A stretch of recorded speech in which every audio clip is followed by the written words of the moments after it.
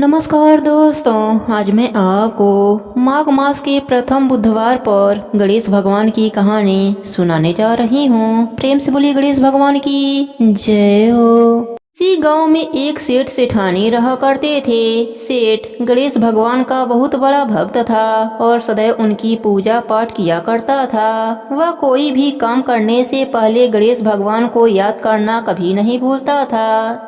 एक बार गणेश भगवान रूप बदलकर सेठ के खेतों से गुजर रहे थे। गणेश भगवान को रास्ते में भूख लगी तो उसी सेठ के खेत से गेहूं के 12 दाने तोड़कर खा लिए। फिर उन्होंने सोचा, अरे मैं तो भूख से बेहाल होकर सेठ से बिना पूछे ही उसके खेतों से गेहूं के दाने खा लिए। यह तो चोरी हुई और इस पाप का दंड मुझे भोगना ही होगा। गणेश भगवान फिर सेठ के पास पहुँचे और बोले, सेठ जी मुझे कोई काम दे दीजिए, मैं दूसरे गांव से काम की तलाश में आया हूँ। सेठ ने कहा, देखो मेरे काम में इस समय घाटा चल रहा है, इसलिए मैं तुम्हें काम तो दे दूंगा पर तनख्वाह नहीं दूंगा। इस तरह गणेश भगवान सेठ के घर काम करने लगे। एक दिन सेठानी शौच से निवृत्त होकर अपने हाथ राख से धो रही थी तो नौकर बने गणेश भगवान ने कहा, सेठानी जी जब तक हम अपने हाथों को मिट्टी से नहीं धो लेते तब तक वह स्वच्छ नहीं होते, इसलिए आप अपने हाथों को मिट्टी से धोया करो। इस बात से सेठानी गुस्सा होकर नौकर की शिकायत सेठ जी से करी। सेठ जी ने कहा, गणेशा सही तो कह रहा है, जब तक हाथ मिट्टी से नहीं धो लेते तब तक हाथ स्वच्छ नहीं होते। यह गणेशा तो बहुत समझदारी की बातें करता है, हमारा भला सोचता है। सेठानी ने कहा, सुनो जी कल हमें गंगा स्नान के लिए जाना है, तुम चलोगे साथ? सेठ जी ने कहा, मुझे दुकान पर बहुत काम है, तुम गणेशा के साथ चली जाना। अगले दिन सेठानी गणेशा के साथ गंगा घाट पहुंच जाती है। सेठानी गंगा किनारे पर ही बैठकर स्नान कर रही होती है। गणेशा सेठानी को लेकर बीच गंगा में ले जाकर डुबकी लगवाकर वापस किनारे पर लाता है। इस बात से भी सेठानी बहुत गुस्सा होती है। सेठानी घर आकर यह बात सेठ जी को बताती है। सेठ जी ने कहा, गणेशा तुमने ऐसा क्यों किया?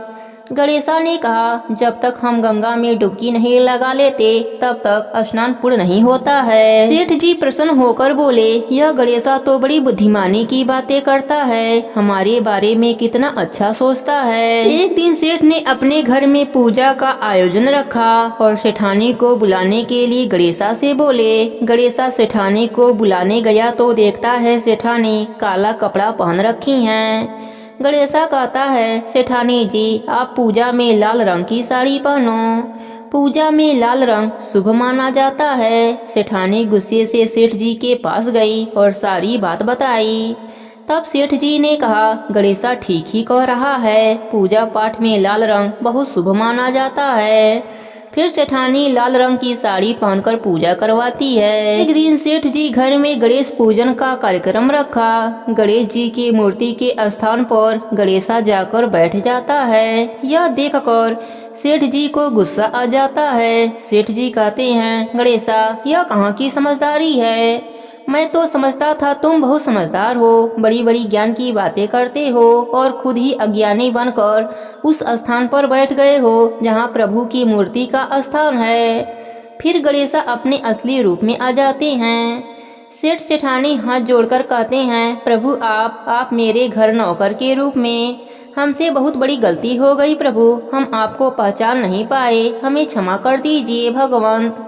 गणेश भगवान ने कहा, तुम दोनों व्यर्थ में ही परेशान हो रहे हो, मैं तो स्वयं तुम्हारे घर में नौकर बनकर आया था। मैंने तुम्हारे खेत से गेहूं के 12 दाने चुराकर खा लिए थे, इसलिए मैं उसका ऋण चुकाने तुम्हारे घर नौकर बनकर आया था। मेरा आशीर्वाद सदैव तुम पर बना रहेगा, तुम्हारे घर में धन वैभव की कभी भी कमी नहीं होगी। इतना कहकर गणेश भगवान अंतर ध्यान हो जाते हैं। हे गणेश जी महाराज, जैसी कृपा आपने सेठ सेठानी पर करी वैसी ही कृपा अपने सभी भक्तों पर बनाए रखना। कहानी अधूरी हो तो पूरी करना, पूरी हो तो मान रखना, सबके नित्य नियम को पूर्ण करना। प्रेम से बोलिए गणेश भगवान की जय हो।